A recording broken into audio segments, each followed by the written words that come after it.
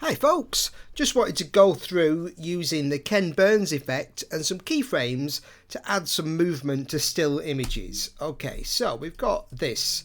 It's just some images from Google. I found a bit of music in the background and a bit of radio broadcast that I also found on the internet. Okay, so we're making a kind of Ken Burns style historical doc here. We've got a bit of keyframing going on here. This is ABC Radio. To repeat, All right. in Dallas, Texas, 3 shots were fired at President Kennedy's motorcade today. And it's all quite quick and easy to do. So let's do a new project. And I'll just call this JFK2. The sequel. All right. And let's just look at these clips. So if I drop this one in, I'll press E. And now it's going to ask me, because it's not a video clip, what type of clip, what type of sequence I want to make. If I had a video clip, it would just conform it to the video clip. So I'm going to go in 1920 by 1080, and because I'm here in the UK using PAL, I'm going to go at 25 frames per second. I'll leave everything else at the defaults. Hit OK. I'll make my timeline a little bigger with Command plus. Okay, and here we go. Just Command minus that. Alright, so we've got this clip and I want to add some movement to this. So the simplest way is simply to go to this menu here, a little drop down menu at the bottom left of the kind of preview window here, and choose crop. Okay, so we've got 3 options here. We could trim this clip. Okay, so I could trim that. Let's undo that. I could crop, which will make my trim fill the screen. Okay, oops.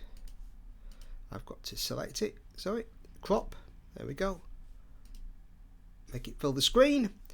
Undo that. Okay, and just going back, a couple of undos. Choose Ken Burns. So Ken Burns is very simple. We can now use the start and the end positions here. So say I want to start wide, I can move my green box out and finish kind of, we're going to just zoom in and I can position my end. Okay, so we're kind of nice and slow, sort of doing a pan and scan. And if I make the clip shorter, it's going to do it faster.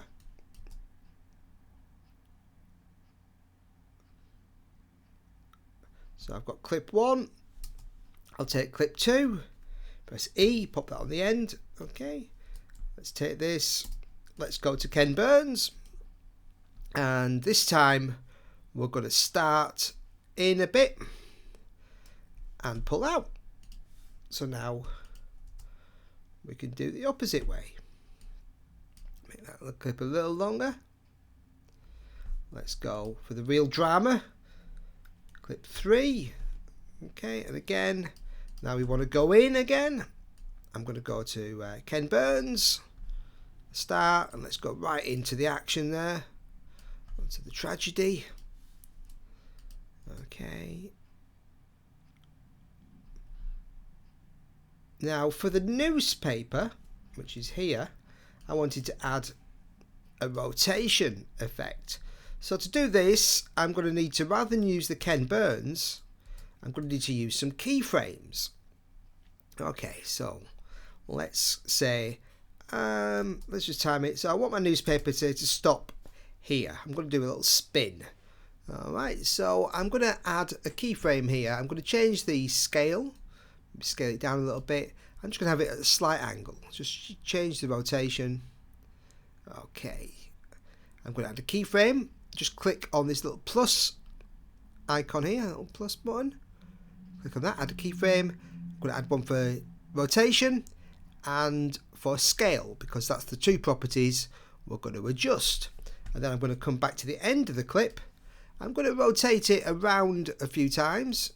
So I'll just spin it with my mouse so it's got a bit, so we've got some spin, and I'll take the scale all the way down to 0.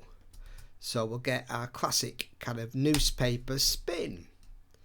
Alright. But I also added some effects to this. So I went to my effects window here, and let's just go to my stylize. Okay. So I added the aged paper effect. Okay, so I'll drop that on. There we go. That's pretty good. And I also want to add a kind of motion blur. So let's do a radial blur on this. But we've got a problem. Let me show you. So, radial blur. Alright, so okay, it's cutting the blur off at the edges of the paper, because this is the edge of the image, so the blur won't go any further than that. So that doesn't look not at all what I want. So I'm going to delete that radial blur. And now I'm going to select the clip and make it into a compound clip. Okay, and I'll call it paper. Okay. So now the actual clip size is the full frame. It's the clip inside that's smaller, so that when I put the radial blur on, oh right, yeah, there we go. We can now blur it all the way, and it doesn't crop the blur. So what I'm going to do is I'm just going to go to where it stops and have that at 0, set a keyframe, go back to near the start, blur it up so that we get the effect of, as it spins in, we get a bit of fake motion blur. Okay, the great things about effects is you can key them. Okay, so I could also I did a colorize on this, and I set the black to black and the red to like a dark red, like so. And what I did was really sort of laying on the drama, set a keyframe, and then it kind of fades to red. Really going over the top now. Also on this image we've got a black and white image. The next image is a colour image, so that'd be nice if there was more of a transition there. So I'll put the black and white effect on the colour image. I'll set a keyframe at the start, okay, for the black and white effect amount at 100, and then about halfway through the clip I'll keyframe that down to 0. Okay, so there we go. So now we've got a transition from black and white to colour.